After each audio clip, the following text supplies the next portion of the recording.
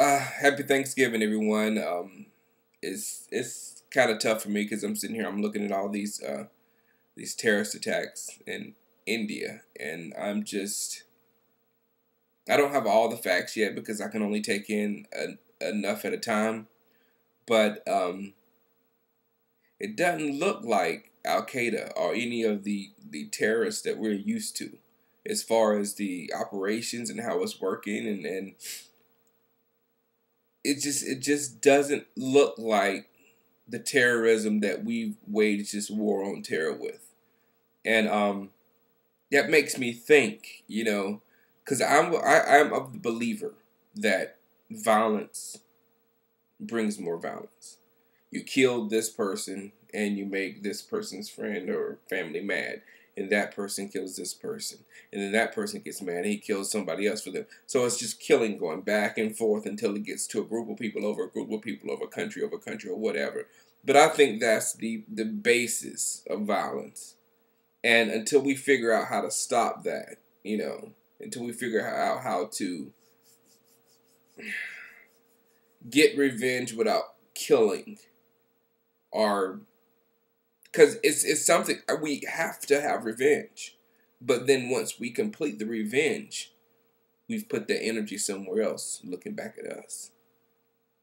So it's really a weird situation simply because these people are coming from I don't know where. We just gotta wait to see where these people came from and what these people are about.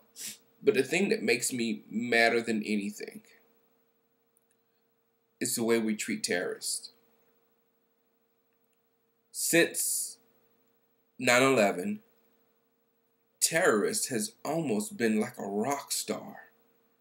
We have elevated terrorism up to a level to now it's like a major word in everybody's vocabulary. It's on every news thing. Talk about terrorism, terrorists. So we've pumped them up like crazy. Before 9/11, it wasn't pumped up that much. I mean, it was in certain areas of the world, but here, it wasn't pumped up that much. Now, it has been pumped up, and with this war on terror, it's given them a stage for the last, 8 years? Because these kids are young. These kids they look like the pictures that we saw look like they're like 18, 19, 20 years old. They were, 10 or 8 when we went into Iraq. So that's all they're seeing, and they're seeing what terrorism is. This thing didn't look like it was funded by big military might or some country or whatever. This looks like some kids with guns, explosives, and some ideas. And that's all it takes. You don't take a guy in a mountain in the middle of Afghanistan to put together this advanced plot and then blow up something. It doesn't take all that. It takes a will. It takes a collective will of people to create harm like that. And then the way we react to it is a totally another situation. I was watching something, and it was in Russia, and I think some of you probably remember a theater being attacked by some terrorists in Russia. Well, the Russians, they, tried to get the hostages out for a few hours or whatever, and they weren't going to release the hostages or whatever, so the Russians went in and killed every single one of them. End of story. Stamped out. I don't know the fatalities. I think it was a few, but not many. And their stage was done. These guys that did this in India, whatever their cause is, and we're going to find it out in a few days, they just got a 24-hour billion-dollar ad throughout all the television stations. And maybe me and you will look at it and say, oh, that's stupid. But there's people out there that's going to look at that and say, wow, maybe I can do it next. And it's feeding on. So that's the thing. We need to go get them. If they're going to have hostages or somewhere, go get them. Do not give terrorists anything. Don't give them any floor to say anything that they want to say, don't give them anything. If you create terror, you need to go by that. And end of story. End of story. Next news program, next news story. It should be over like that. Bam. But now we have pumped it up to where it's something where it's absolutely an option for somebody that's mad.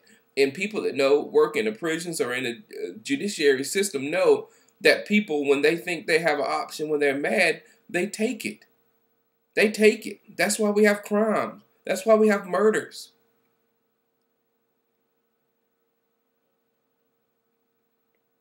So it's a sad Thanksgiving, but my heart goes out to everybody. I really hope Barack Obama, this is your test. This is it. I mean, when you come into office, you're gonna have to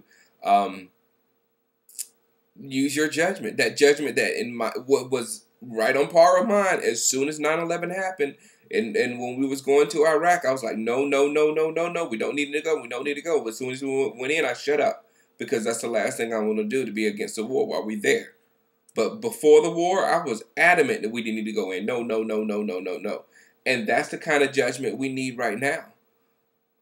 What can we do? What can we do to help India? India is a big ally, a huge ally of us. That could easily be us. That's the kind of stuff that I'm scared of. The Al Qaeda stuff, I promise you that the government in this country has every Al Qaeda member and every sleeper cell or whatever. I guarantee you they got them on the books. These guys look like they came from anywhere. These guys look like just a bunch of pissed off people.